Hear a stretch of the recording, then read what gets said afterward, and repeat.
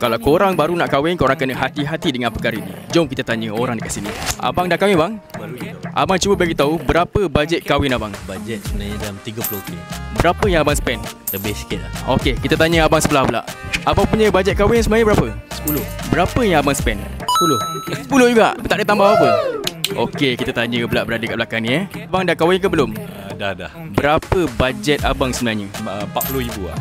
Berapa yang abang spend?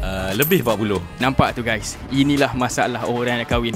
Terima kasih bang Ramai pengantin yang bakal berkahwin akan alami masalah kekangan masa dan kecewayan yang pada akhirnya akan merugikan kewangan anda sendiri. Untuk merancang perkahwinan dan pernikahan yang tersusun, korang wajiblah ada checklist perkahwinan yang sesuai untuk korang. Jadi nampak simple tapi sebenarnya tak semua orang boleh buat. Untuk hari ni saya nak bagi korang beri checklist wedding. Korang kena komen saja dekat bawah dan nanti saya akan respon segera.